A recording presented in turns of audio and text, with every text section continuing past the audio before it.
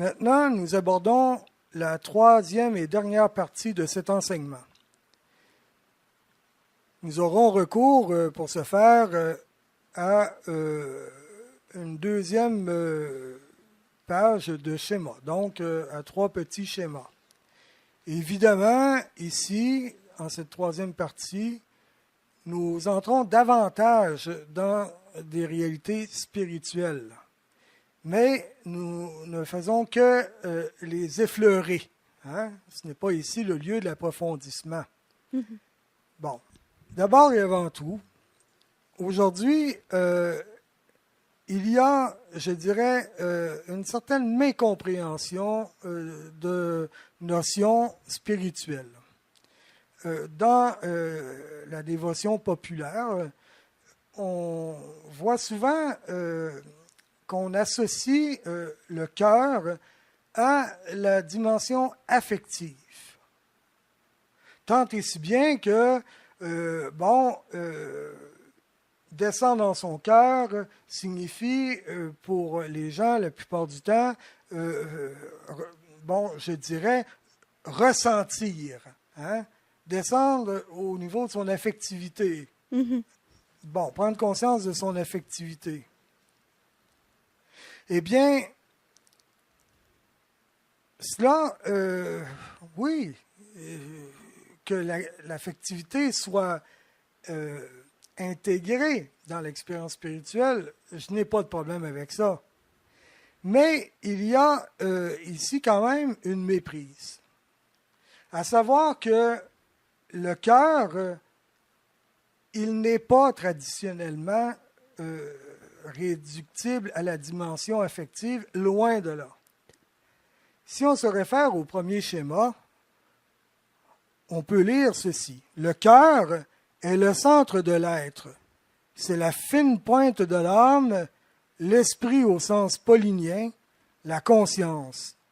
Le cœur intègre toutes les dimensions anthropologiques précédentes qui sont davantage en périphérie. Mais le cœur n'est surtout pas réductible à la seule dimension affective, le siège des passions ou des affections, des sentiments, des émotions.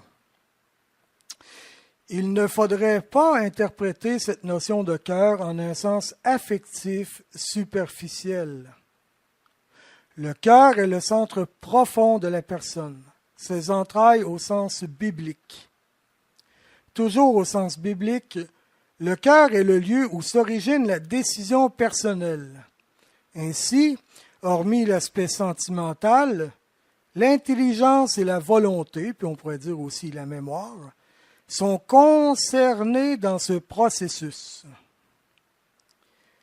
Pour celle qui a été notre formatrice en théologie spirituelle, le cœur, c'est le creuset intérieur. Elle dit c'est la dimension spirituelle où se situe le sens de son existence, à tout le moins où se pose la question du sens et où il se construit. Là où se lie une alliance. Pour les croyants chrétiens, c'est le lieu de la rencontre avec le Fils de Dieu. Et on pourrait, par extension, dire la rencontre avec le Dieu Trine. Alors, quand on parle du cœur, chez les spirituels et dans la tradition de l'Église, il ne faut pas y voir là, contrairement à ce qu'on pourrait penser aujourd'hui, qu'il est question de la dimension affective.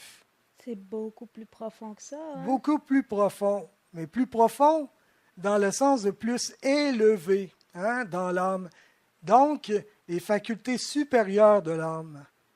Et c'est vraiment là que se prend la décision de la relation d'ailleurs. Alors, ça c'est important de comprendre cela. Dieu peut bien faire que je ressente son amour, sa présence. D'accord, je peux la ressentir au niveau de l'affectivité, mais le Seigneur veut que j'ai une relation avec lui avec l'intégralité de mon être, de ma personne. Et donc, avec toute ma volonté, toute mon intelligence, ma mémoire, mon imagination, mon affectivité, mon corps, tout. D'ailleurs, on rejoint ici le premier et plus grand des commandements. Tu aimeras le Seigneur ton Dieu de tout ton cœur, de tout ton être, de toute ta force, de toute ta volonté, de tout ton esprit. C'est la totalité qui est conviée, qui est appelée, mais à partir du centre le plus profond, qui n'est pas la seule sphère affective, qui, elle, est plus même en périphérie, plus superficielle, mais c'est vraiment avec les puissances supérieures de l'âme, dans l'intimité relationnelle avec Dieu. Dieu convie l'être humain, un être intelligent, un être rationnel et spirituel, à son image et à sa ressemblance.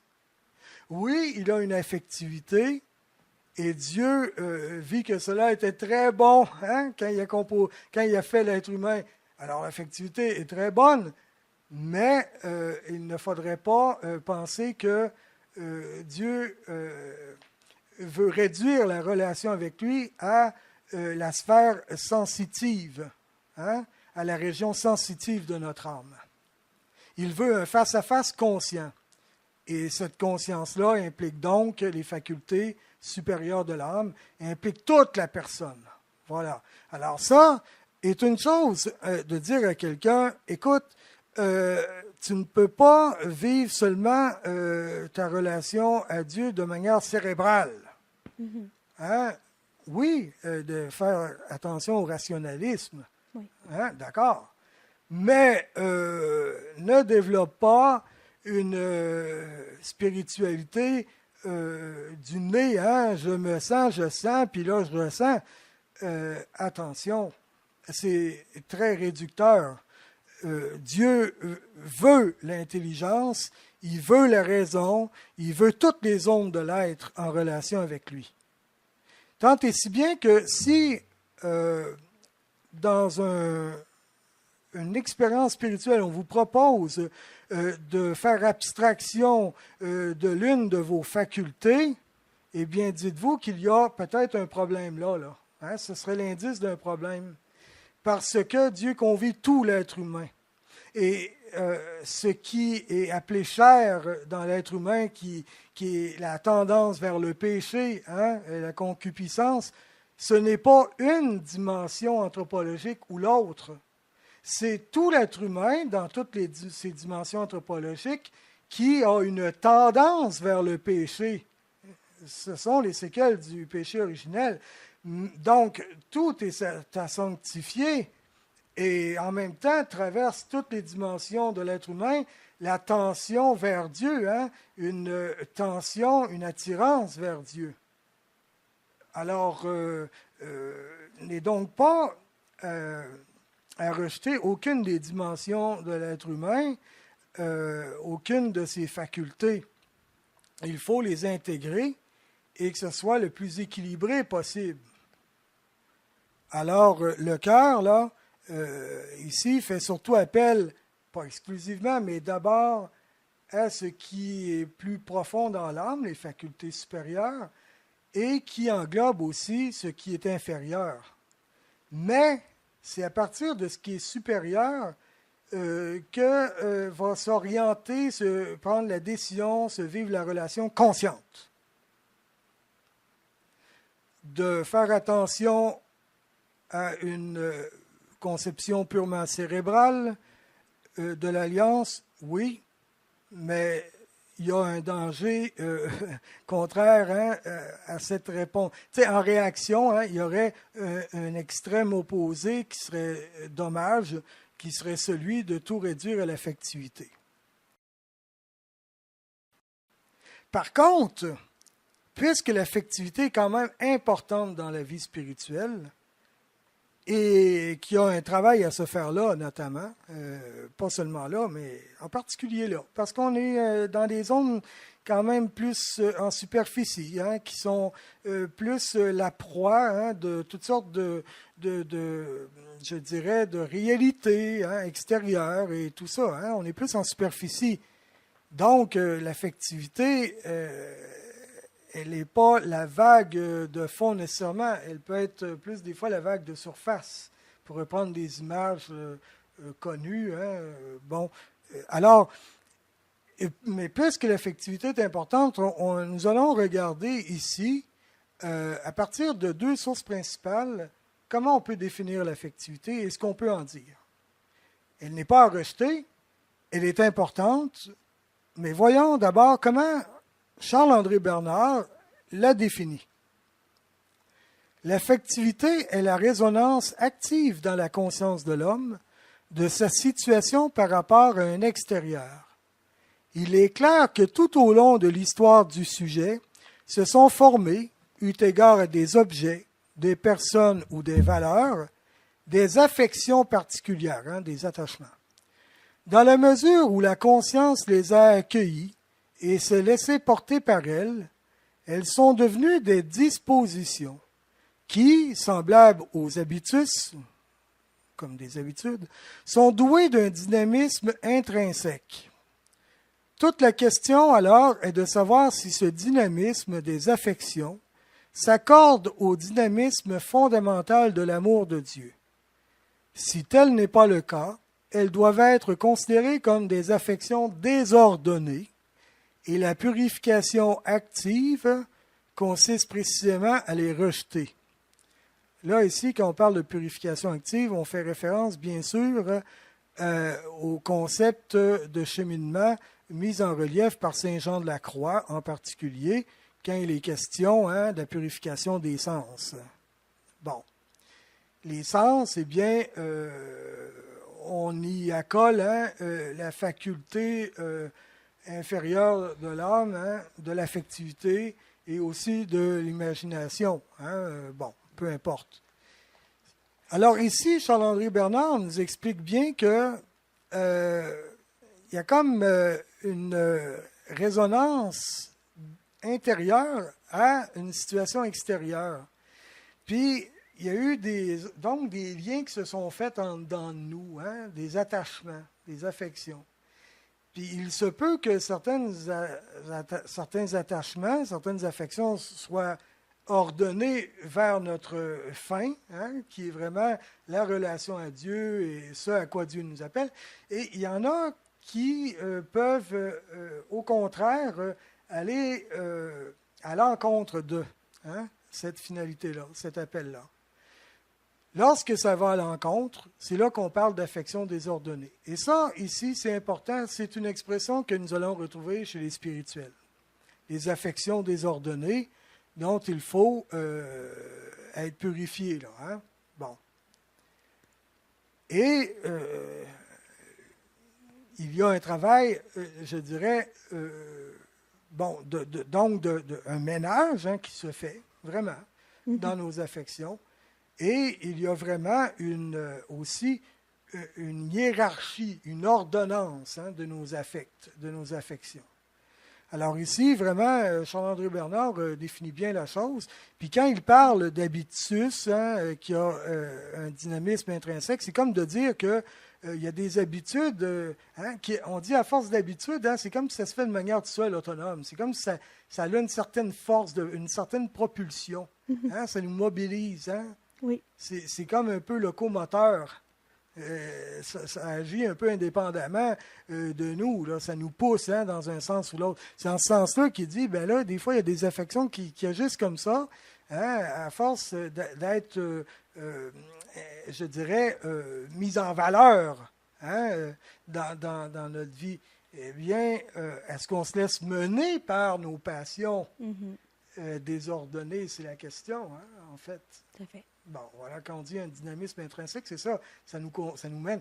Est-ce qu'on est conduit hein, par? Voilà.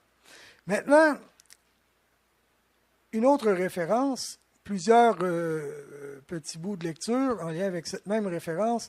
Référence très, très, très actuelle. Et c'est pour cela que j'ai vu que c'était très pertinent de l'utiliser là, pour montrer que le Seigneur conduit son Église et il y a vraiment des bijoux à saisir au fur et à mesure. Je parle ici de l'exhortation apostolique Amoris Laetitia, la joie de l'amour. Au 4e chapitre, il y a vraiment tout un enseignement mis en relief là, concernant l'amour dans le mariage. Et on parle effectivement de l'affectivité dans tout ça. Et donc, j'ai choisi quelques passages importants pour comprendre ce qu'est l'affectivité aussi. Et encore là, ça va nous permettre aussi de faire certaines précisions pour se déprendre de certaines mécompréhensions aussi qu'on peut avoir à l'égard de la sphère affective et de certains sentiments particuliers. Alors, je commence la lecture. Désir, sentiment et émotion. Ce que les classiques appellent les passions. C'est le propre de tout être vivant que de tendre vers autre chose, et cette tendance a toujours des signes affectifs de base. Le plaisir ou la douleur, la joie ou la peine, la tendresse ou la crainte. Ils sont le présupposé de l'activité psychologique la plus élémentaire. L'être humain est un être vivant de cette terre, et tout ce qu'il fait et cherche est chargé de passion. Donc, de désir, de sentiment, d'émotion. La sphère affective. Donc, la capacité affective, la puissance affective. Jésus, en tant que vrai homme, vivait les choses avec cette charge émotive. Combien de fois on le voit, Jésus, à un moment donné, exemple, il est, mon âme est triste en mourir, ça c'est de la tristesse, pas à peu près. À un moment donné, il va éprouver de la peine lorsqu'il apprend que son ami Lazare est mort. D'autres fois, il va vivre même de la colère lorsqu'il va s'indigner de certaines réalités dont il est témoin. Il va vivre vraiment des émotions. Il va vivre la joie, il va vivre la paix. Bon, le Seigneur a assumé la sphère affective. Donc, cette puissance de l'âme-là, oui, Jésus l'a vécu. Et là, c'est important de dire ceci. Expérimenter une émotion, c'est tiré vraiment là, de l'exhortation apostolique. Expérimenter une émotion n'est pas une chose moralement bonne ou mauvaise en soi. Et ça, c'est tiré de saint Thomas d'Aquin, de la Somme théologique. Avant de poursuivre, je vais faire une parenthèse ici. On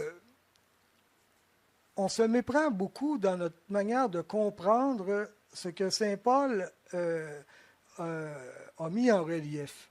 Saint Paul, quand il a parlé des fruits de l'Esprit Saint, puis quand il a parlé des fruits, si on veut, de la chair, du vieil homme,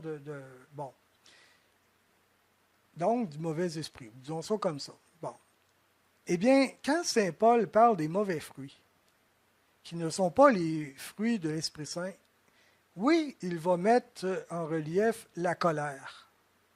Mais attention, saint Paul n'est pas en train de dire que de ressentir de la colère est mauvais en soi et vient du mauvais esprit, comme si ça venait du péché, que c'est le péché.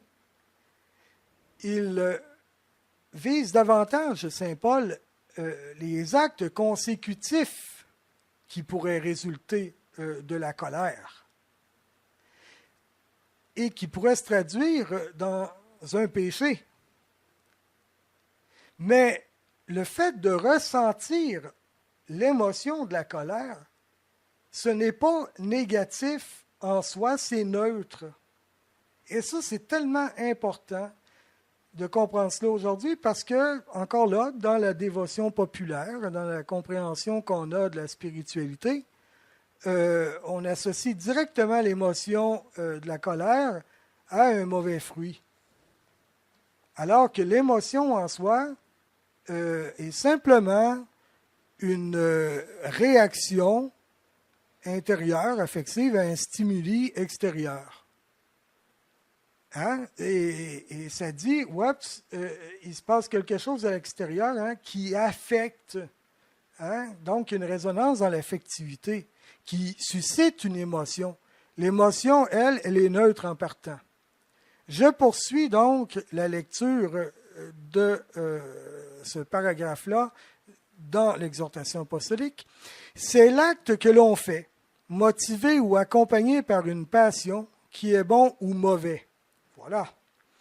Mais, et c'est un ajout important ici, si les sentiments sont cultivés, entretenus, et qu'à cause d'eux, nous commettons de mauvaises actions, le mal se trouve dans la décision de les alimenter et dans les actes mauvais qui s'en suivent. Ça, c'est très important. C'est comme ce que Charles-André Bernard disait, hein, dans la mesure où on accueille des émotions puis qu'on les entretient. Hein, elles peuvent devenir justement avec une certaine force qui influence le comportement.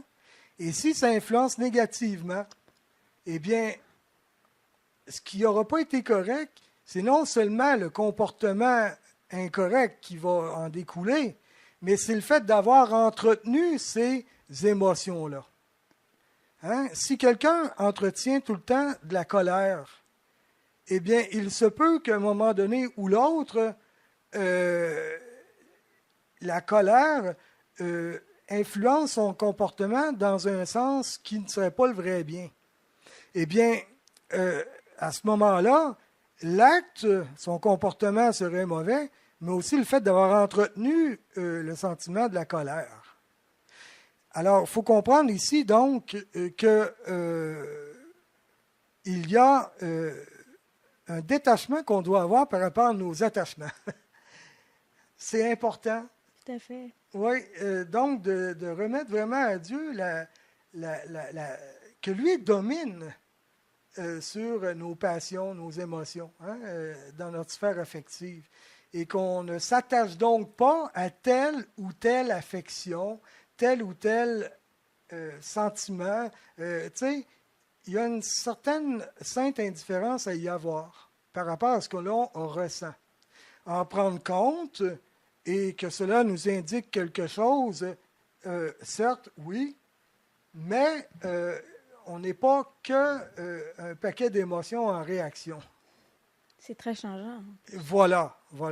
Et là, c'est là qu'on doit faire appel aux facultés supérieures de l'âme, où il y a de manière intelligible des principes directeurs pour nous aider à nous gouverner et qui fait que ce n'est pas l'émotion qui va me conduire. Hein? Alors, je peux ressentir une émotion de colère, mais je peux décider de ne pas agir, réagir en fonction de cette colère-là de manière négative. Alors ça, c'est important là, de comprendre. Je poursuis ici. Croire que nous sommes bons seulement parce que nous sentons des choses est une terrible erreur. Il y a des personnes qui se sentent capables d'un grand amour seulement parce qu'elles ont un grand besoin d'affection, mais elles ne savent pas lutter pour le bonheur des autres et vivent enfermées dans leurs propres désirs. Dans ce cas, les sentiments distraient des grandes valeurs et cachent un égocentrisme. Important ici, hein? Et c'est là qu'on voit aussi, même chez les spirituels, on faisait par exemple la distinction entre le sentiment de l'amour, hein, l'amour affectif et l'amour intellectuel. En disant, dans le fond, tu peux ressentir un sentiment d'amour, puis peut-être que c'est pas un amour sain, hein, tu vois, bon. Puis ton sentiment d'amour, il peut, même si ce serait envers quelque chose de bon, il peut quand même être diminué si cette bonne chose-là comporte une part de renoncement et de désagréable. Tout à fait. Et c'est là que intervient dans les facultés supérieures de l'âme la décision d'aimer, même si, et ça plus fort que le sentiment, tant et si bien que je pourrais même ne plus ressentir le sentiment d'amour et quand même aimer avec justement les facultés supérieures de mon âme, hein, avec tout mon être, mais avec une décision de liberté. En fait, c'est là qu'il y a le vrai amour, non? Ben, en effet. En effet, si l'amour ne trouve pas d'appui dans les facultés supérieures de l'âme, il va être réduit simplement à un sentimentalisme qui risque d'être très passager. Et égocentré. Et égocentré, parce qu'agréable, etc. Alors, voilà. Et on peut se dire aujourd'hui pourquoi des relations de couple durent si peu longtemps. Eh bien, il se peut qu'on ne sache pas ce que c'est qu'aimer. Il se peut qu'on comprenne l'amour en termes de ressenti, hein, de sentiment. Absolument. Alors que l'amour n'est vraiment pas réductible au seul sentiment. Il doit transcender tout cela, tout en assumant la partie sentimentale. Voilà. Alors, je poursuis, toujours dans l'exhortation apostolique. Une personne arrive à maturité quand sa vie émotionnelle se transforme en une stabilité qui ne domine ni n'obscurcit les grandes options et les valeurs, mais plutôt qui respecte la liberté de chacun. Jaillit d'elle, l'enrichit, l'embellit et la rend plus harmonieuse pour le bien de tous. C'est l'exemple de... Ça reprend ce que nous venons de dire. Hein? Oui, la maturité de la vie émotionnelle. Hein? C'est quand, justement, ça ne domine pas des impératifs supérieurs que notre mémoire, notre raison, notre volonté hein, porterait. Hein? Tout ça étant éclairé par Dieu, tourné vers Dieu. Donc orienté vers Dieu.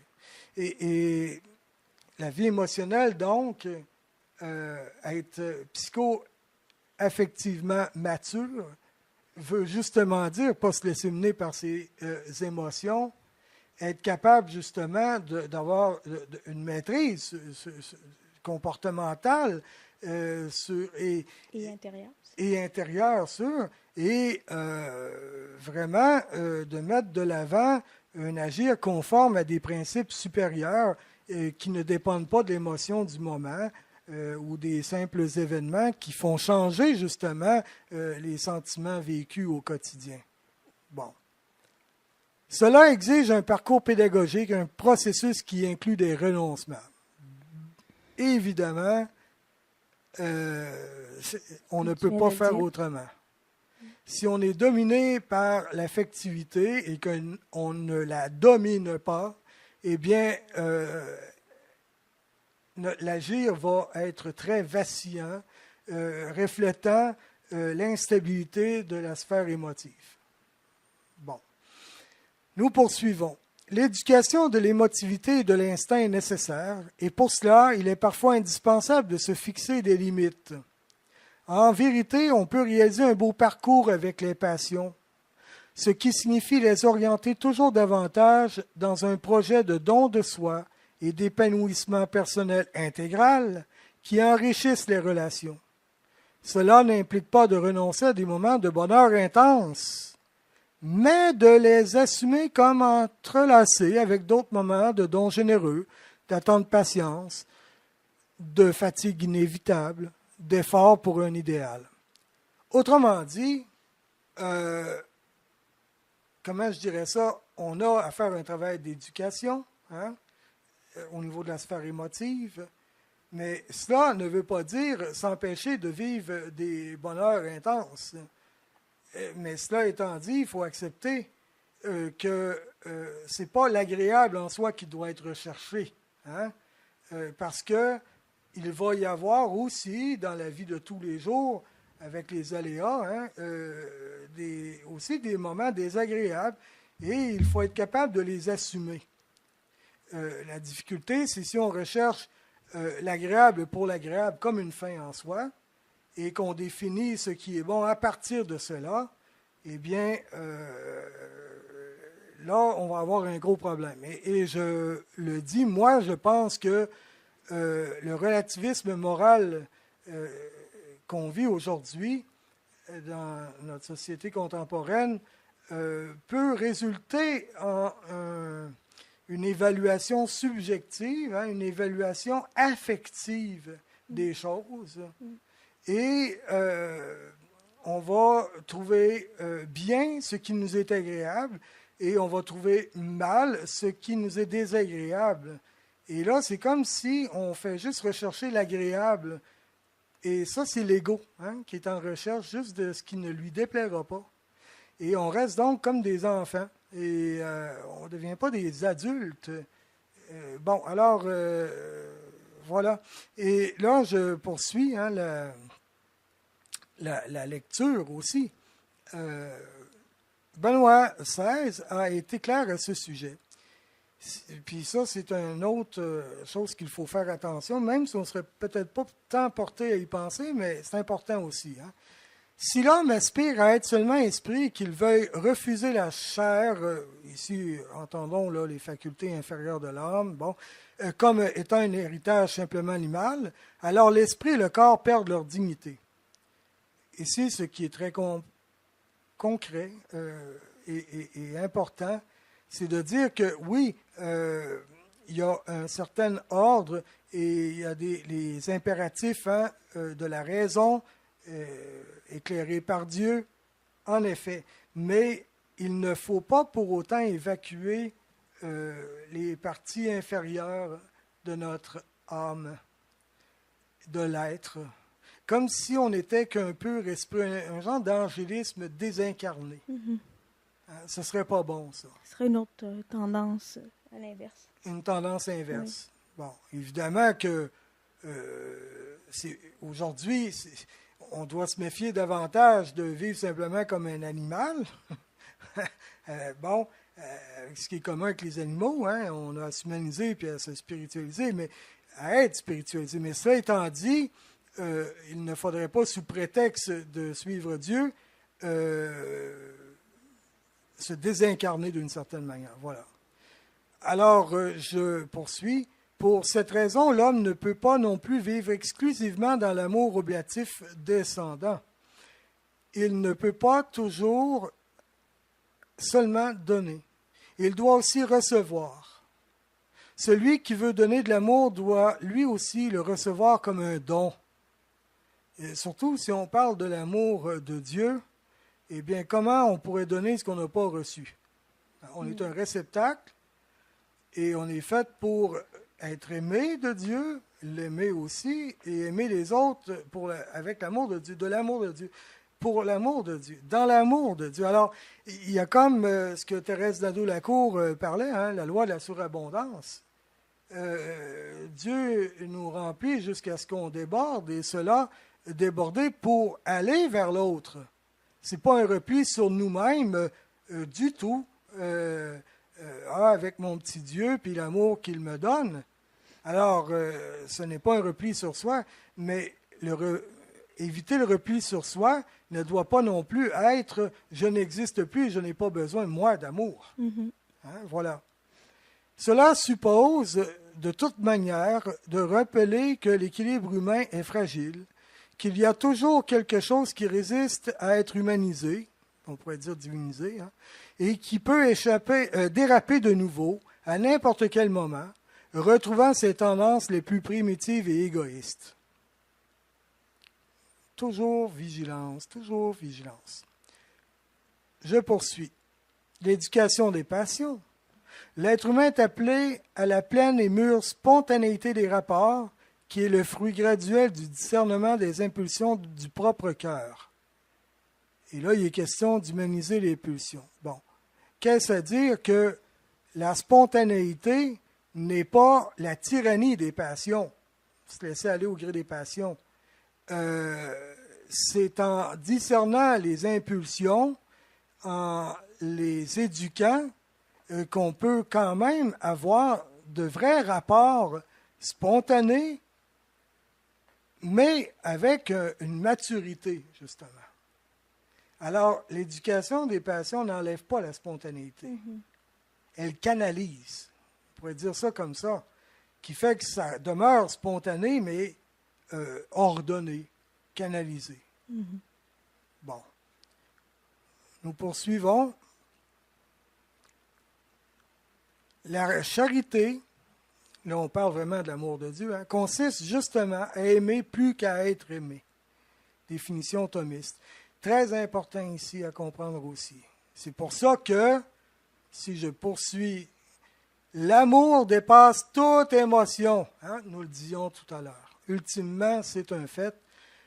L'amour dépasse toute émotion, tout sentiment et tout état d'âme, bien qu'il puisse les inclure. C'est une affection plus profonde. On pourrait dire c'est une affection non sentie. Quand on parlait de l'affectivité sensible, on pourrait quasiment dire là, ici, c'est une affection non sentie, on pourrait dire plus profonde. Avec, qui pourrait être sentie aussi, mais qui ne dépend pas du senti.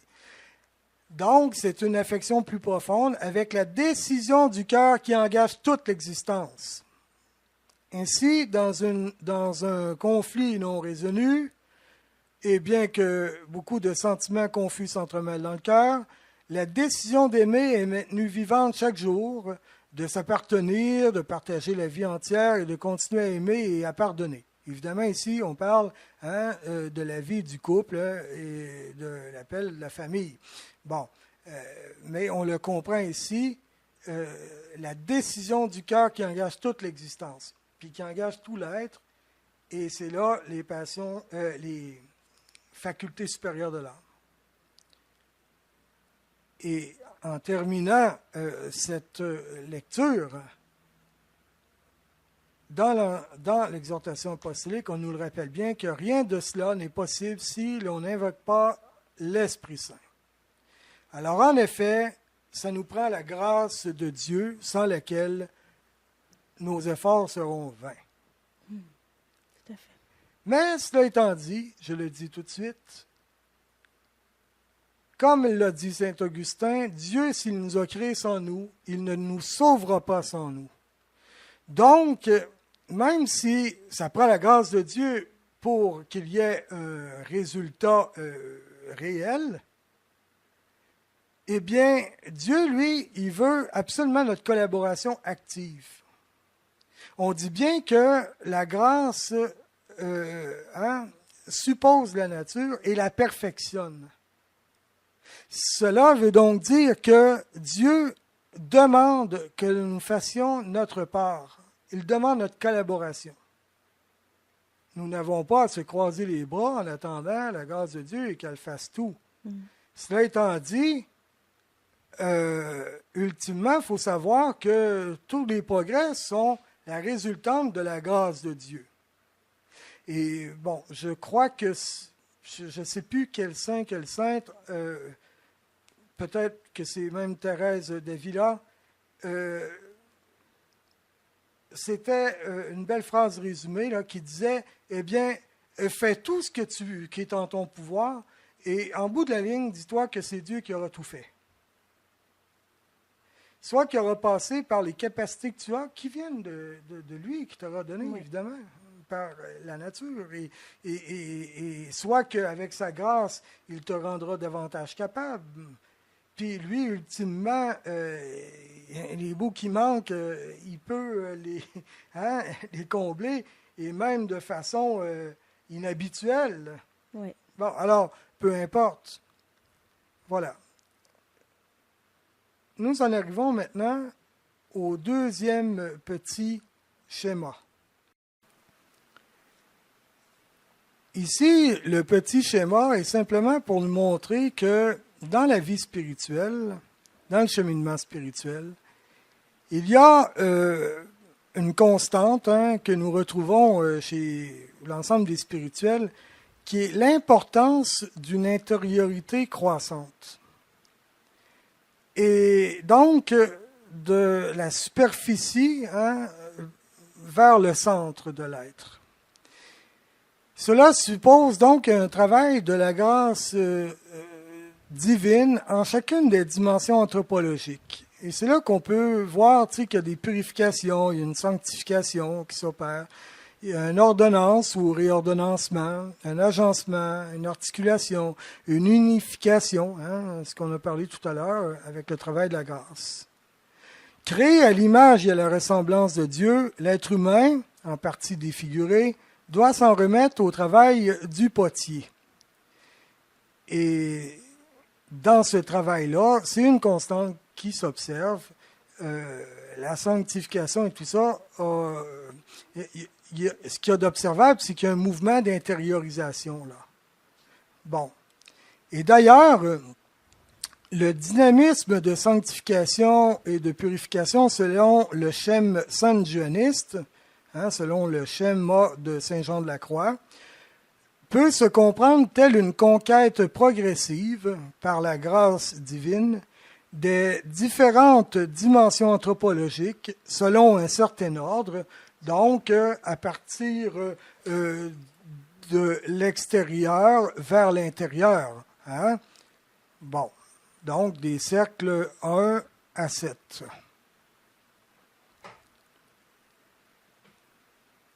Pour Saint Jean de la Croix, il y a donc tout un travail, je dirais, d'humanisation et de divinisation qui s'opère avec la grâce de Dieu et avec, tantôt, la collaboration humaine plus ou moins prononcée. Okay? Qu'est-ce que cela veut dire? C'est que le règne de l'Esprit de Dieu, quand l'être humain est tourné vers Dieu, là, l'Esprit de Dieu, avec un grand E, vient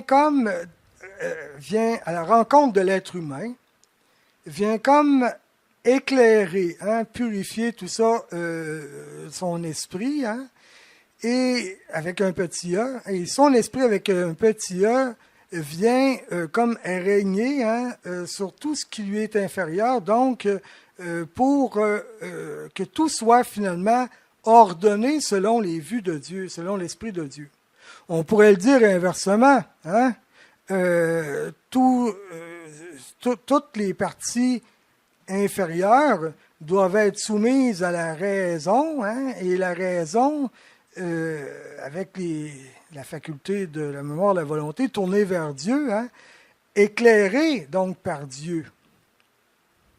Ce qui fait que tout, finalement, devient ordonné selon les vues de Dieu. Pour le dire encore autrement, c'est toutes les parties inférieures soumises aux parties supérieures. Les parties supérieures étant soumises à Dieu.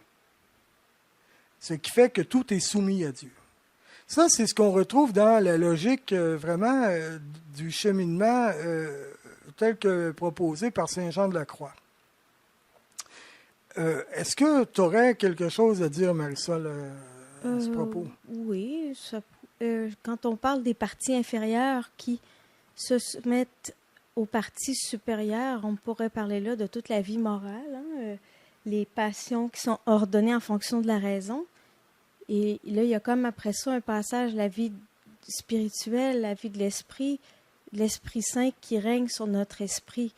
Donc, je reprends un petit peu ce que tu as dit, là, en d'autres mots, mais il y a toute cette ordonnance-là de notre esprit sur nous-mêmes et de l'Esprit Saint sur notre esprit qui fait que tout s'ordonne en un tout, le plus possible, de plus en plus, par la grâce de Dieu, puis par notre propre effort aussi. C'est ce que je comprends de ce qui a été dit. Absolument. Puis c'est très bien dit. Et cette logique-là, sanjuaniste, va inclure justement des étapes de purification. Quand on parle purification des sens, puis purification active, passive, puis c'est vraiment là en lien avec les différentes dimensions anthropologiques. Alors, la purification commence par ce qui est plus en périphérie, en superficie, les sens, l'affectivité, l'imagination. Et à un moment donné, la purification atteint le niveau de l'esprit, donc de l'âme rationnelle, les facultés supérieures de l'âme.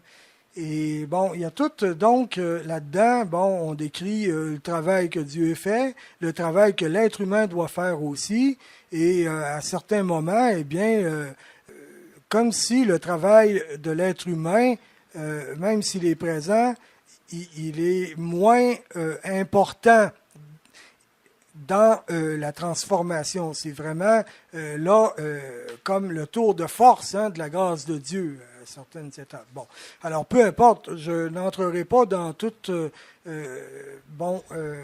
l'explication du cheminement spirituel selon Saint Jean de la Croix, mais disons simplement que lorsque on prend l'école carmélitaine, l'école de spiritualité carmélitaine, avec plusieurs figures, des monuments dans la tradition spirituelle, quand on parle de Saint Jean de la Croix, de Thérèse d'Avila, etc., eh bien, nous sommes vraiment là dans des descriptions de cheminement spirituel où on met l'accent justement sur ce qui se passe à l'intérieur de l'être humain et qui concerne justement les différentes dimensions anthropologiques.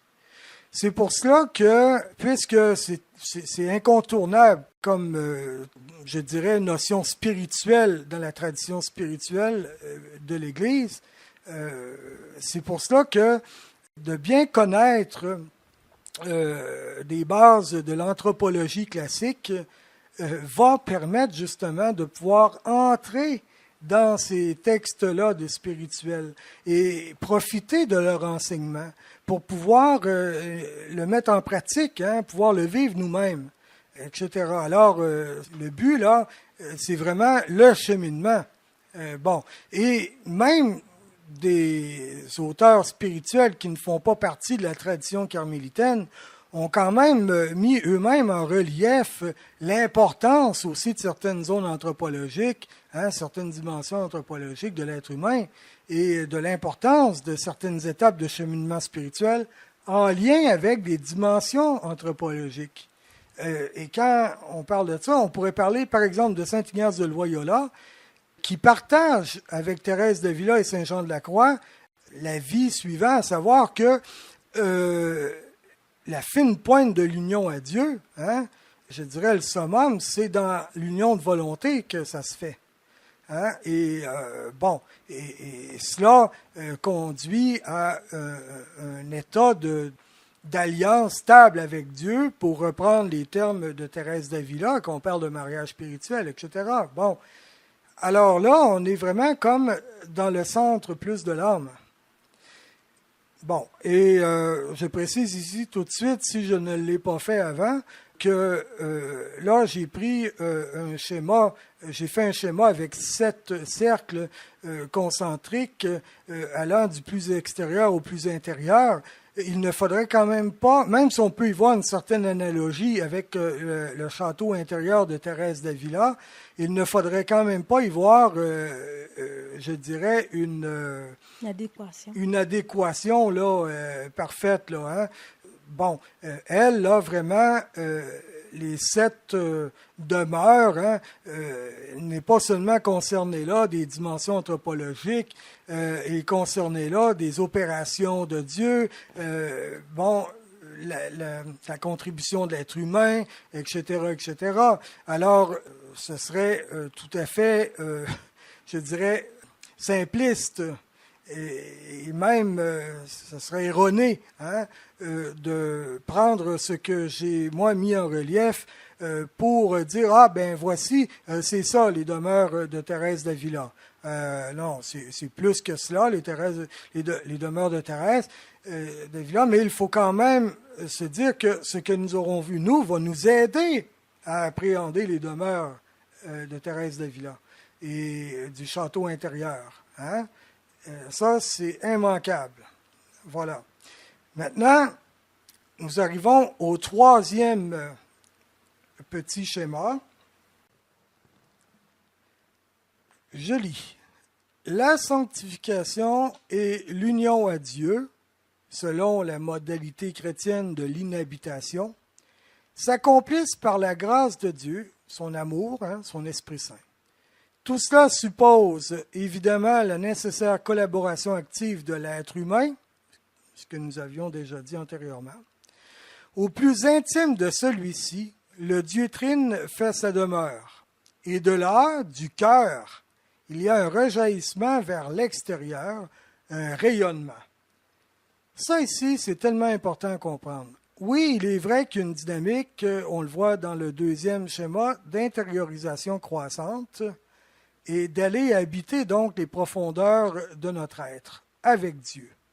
Mais à partir de cette vie-là, avec Dieu en son centre, tout le reste des zones anthropologiques de l'être humain est comme visité, c'est comme si ça rejaillit sur l'ensemble. Donc, il y a vraiment la grâce qui pénètre et qui ressort, mais il y a comme une circulation comme ça qui se fait. Mm-hmm. Mais cela amène un rayonnement.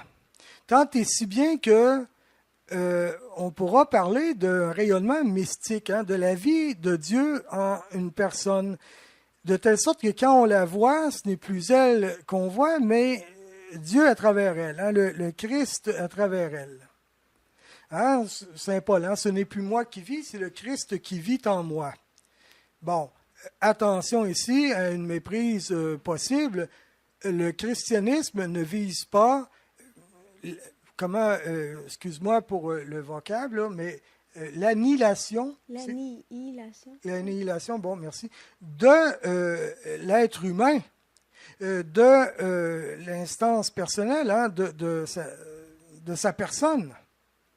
Dieu vient faire sa demeure, certes, et on dit, avec Saint Paul, ce n'est plus moi qui vis, c'est le Christ qui vit en moi, mais non pas en ce sens que je n'existe plus en moi. Non, j'existe pleinement en moi, mais par Dieu, selon Dieu, à la ressemblance et à l'image de Dieu. Donc, c'est plus moi, le moi plus du vieil homme ou le moi différent de Dieu, c'est le moi semblable à l'image et à la ressemblance de Dieu. On pourrait dire transformé aussi. Voilà, le nouvel homme, un autre Christ. On a déjà entendu cette expression-là, le baptisé, devenir... Bon, on dit bien, il est l'aîné d'une multitude de frères. Il est le premier-né de la création de Dieu. Et cela est à comprendre aussi le premier-né d'entre les morts, le premier des ressuscités. Et nous allons le suivre là-dedans. Il va nous partager, cet héritage-là, au total, au complet. Et justement, donc, on va ressusciter avec lui, mais nous ne serons pas plus nous-mêmes, comprenons-nous. Nous allons devenir le nous-mêmes voulu par Dieu, à la ressemblance et à l'image de Dieu. Alors là, il faut comprendre, quand Saint Paul dit « ce n'est plus moi qui vis, mais c'est le Christ qui vit en moi », eh bien oui, la présence du Christ, la présence de Dieu est là, est très forte. D'accord, il y a un rejaillissement, l'être au complet est transformé, mais l'être humain est pleinement là et il advient justement par le tout autre. C'est Dieu qui lui donne d'être. Dieu qui donne l'existence, justement, la donne ici en plénitude. Jésus qui dit, ma vie, je vous donne la vie, mais la vie en plénitude. Et c'est vraiment là que, entre les mains de mon Créateur, je deviens vraiment celui que je suis appelé à être. Et cela pleinement à l'image et à la ressemblance de Dieu, et spécifiquement du Christ, un autre Christ. Voilà. Et donc, le christianisme, on pourrait dire, fonctionne par davantage par contagion, rayonnement, que par prosélytisme. Ce n'est pas d'abord des arguments philosophiques ou ci ou ça qui est l'outil, je dirais, premier de l'évangélisation. c'est d'abord le témoignage. D'ailleurs, le christianisme, hein, la première forme de parole hein, dans l'évangélisation, au début même de l'Église naissante, c'est le témoignage. C'est la rencontre du ressuscité. Hein? Alors, là, il y a un témoignage qui se fait. Et il y a aussi l'ouverture à, si moi j'ai rencontré le Christ, eh bien, toi aussi, tu peux le rencontrer, en faire l'expérience dans ta vie, hein, du ressuscité. Toi aussi, recevoir le baptême, hein, la vie nouvelle en Dieu. Alors, il y a une question là vraiment d'expérience d'abord. Et c'est donc le témoignage d'une expérience que chacun éminemment, très personnellement, là, et de manière très personnalisée, mais peut revivre, hein, peut vivre. Alors le christianisme, c'est d'abord l'annonce donc de cette bonne nouvelle du Dieu vivant, dont tu peux faire l'expérience toi aussi de sa vie nouvelle, à laquelle il t'appelle, et que c'est pour toi aussi. Alors moi, je suis joyeux de te annoncer que je l'ai vécu. Voilà, hein, c'est le témoignage. Et donc, on n'est pas d'abord dans des arguments philosophiques, là. Ça ne veut pas dire que les arguments philosophiques, théologiques et tout ça, que ça n'a pas à avoir sa place. Au contraire, hein, fides et ratio, hein, la foi qui est intelligente, hein, qui a son intelligence. Et bon, alors ça, oui, rendre compte de l'intelligence de notre foi, tout à fait. Mais le rayonnement, c'est premier. La contagion, c'est premier. Le témoignage, c'est premier.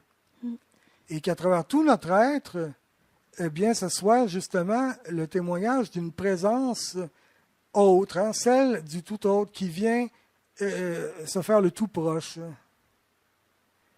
Et que ce soit le reflet de l'alliance que je vis avec lui, d'une expérience d'amour.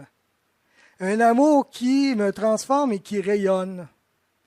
Et cet amour-là, quand on disait l'amour est unitif, eh bien, il ne m'unit pas seulement à Dieu, les autres aussi qui vont être témoins de cet amour-là qui rayonne, ça va comme les attirer comme un aimant. Et là, donc, on parle de la fonction unitive de l'amour aussi en ce sens, hein, peur qu'il soit un, hein. Mais c'est à l'amour qu'on vous reconnaîtra pour mes disciples, l'amour que vous avez les uns pour les autres.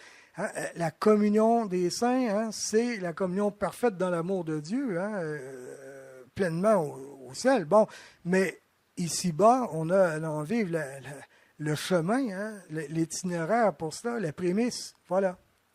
Alors, je crois que, pour ma part, cela fait pas mal le tour de cette deuxième partie, de cette troisième partie, excuse-moi, qui consistait à voir dans le fond là, les trois petits schémas, ok, et où est-ce que nous voyons là certains principes là de spiritualité, hein, de vie spirituelle. Bon, mais on est encore là. Seulement dans une petite esquisse. Là. On frôle à peine le sujet. Est-ce que tu aurais un mot à dire pour terminer? Bien, en fait, je veux te remercier pour cet enseignement que je trouve très riche personnellement. Et en même temps, je voulais rappeler quelque chose que tu dis toi-même toujours, c'est que c'est pour tous les chrétiens, hein, tout ça. Donc, c'est une formation, oui. On parle de formation spirituelle, mais qui concerne bien évidemment l'intelligence ici. Hein. On demande de comprendre des choses et tout ça. Puis, ça pourrait paraître comme un petit peu lointain pour des gens. Alors que, non, ça concerne tout un chacun. Tous les chrétiens sont appelés à développer leur vie spirituelle et ce par toutes leurs facultés, donc les facultés supérieures, et à bien comprendre et de plus en plus aussi vivre une relation constante avec Dieu en profondeur. Alors, je voulais, c'est ça, te remercier. Moi, je te remercie pour ta présence, ton écoute, ta prière, tes interventions aussi. Et je voudrais rebondir quand même sur ce que tu viens de dire. Ça peut paraître peut-être un peu rebutant lorsqu'on n'est pas habitué de faire travailler justement la raison, hein, nos méninges, comme on dit, de recevoir un tel enseignement. Parce qu'il y a des concepts, hein, et etc. Là, ça peut paraître même un peu sec à prime abord, mais il faut comprendre que il s'agit là d'une introduction d'outils qui visent justement un vécu. Et là, on ne parlera pas de quelque chose d'abstrait comme concept et quelque chose de sec, mais vraiment un vécu, une expérience. Et c'est pour mieux rentrer dans l'expérience spirituelle, mieux la vivre, mieux cheminer dans l'itinéraire spirituel que cet enseignement-là est donné.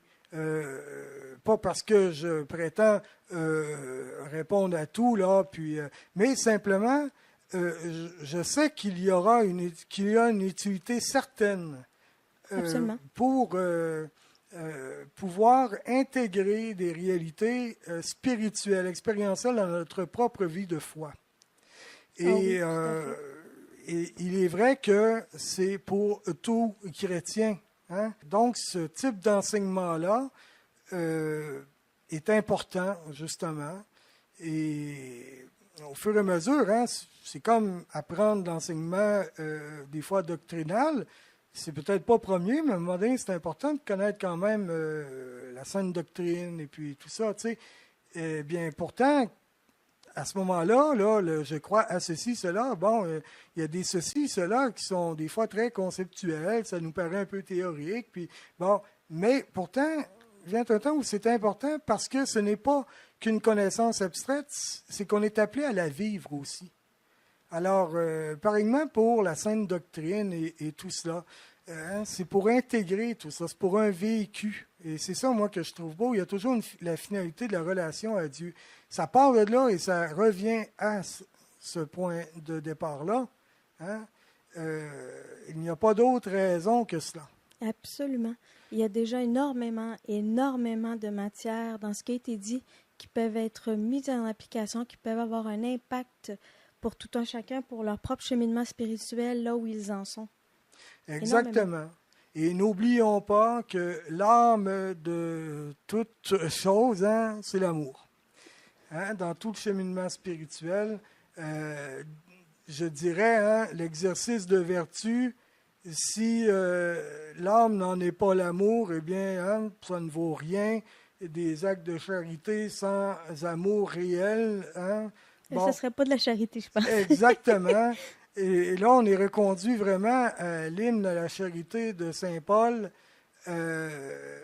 C'est vraiment l'importance, hein, de cette expérience d'amour avec Dieu, mais un amour qui ne nous replie pas sur nous-mêmes, hein, mais qui est vraiment inclusif de tous les autres êtres humains aussi, qui ont à rentrer en relation avec Dieu, goûter cet amour-là, et qu'on puisse le vivre ensemble, comme peuple saint, hein, ou enfin appelé à le devenir, bien évidemment. Alors, c'est l'Église, la réalité de l'Église ici-bas, et l'Église céleste triomphante qui est déjà, hein, dans la parfaite communion des saints avec Dieu, dans la vision béatifique. Et évidemment, nous prions pour l'Église, je dirais, souffrante, hein, qui correspond aux hommes du purgatoire. Tel qu'un auteur de théologie spirituelle l'a déjà dit, ça m'avait marqué, hein, Garrigou-Lagrange, il disait tout ce qu'on n'aura pas cheminé ici-bas pour rentrer vraiment en pleine communion avec Dieu, hein, vers la sainteté, eh bien, ce qui n'aura pas été fait ici-bas devra se poursuivre de manière mystérieuse, par la grâce mystérieuse de Dieu, au purgatoire. En fait, hein, au ciel, il n'y a que des saints. Mm-hmm. Eh bien, là, ce serait tout un autre enseignement que de parler de la sainteté. Qu'est-ce que la sainteté, là? Bon, encore là, il y a des méprises aujourd'hui, mais bon, toujours est-il que ce qui est important de comprendre, c'est que l'expérience première et ultime, c'est l'amour de Dieu est vécu entre les êtres humains aussi. Et donc, j'espère à cela que servira cet enseignement à un accroissement de charité et de comprendre que si j'ai l'amour, eh bien, cela est comme le summum. Thérèse d'Enfant Jésus l'avait bien compris. Oui. Elle qui voulait être tellement tout dans l'Église, elle aurait voulu être toutes les vocations, toutes les vivre. Et finalement, dans sa petite voix, eh bien, de dire l'amour, eh bien, c'est ce qui résume tout. Si j'ai l'amour, c'est tout. À ce moment-là, et là, elle nous ouvre une perspective extraordinaire. C'est une carmélitaine à découvrir. Et même si elle a eu l'héritage d'une Sainte Thérèse d'Avila, d'un Saint Jean de la Croix, tout ça, eh bien, pour montrer que tout n'est pas figé, comme carmélitaine, eh bien, elle a trouvé sa voie et par elle, le Seigneur a voulu faire connaître cette voie-là, une voie de petitesse, d'enfance spirituelle. Mais où est-ce qu'on met l'importance justement sur l'amour et l'amour qui peut se vivre dans les plus petites choses au quotidien. Alors, voyons notre contribution par cet enseignement comme une petite chose, bien petite par rapport de toute façon à ce qui existe comme bagage, comme connaissance, et de toute façon bien petite si on considère que sans la grâce de Dieu et sans son amour, ça ne vaut rien. Alors, j'espère que ça va s'inscrire dans un projet d'amour de Dieu. Amen. Amen.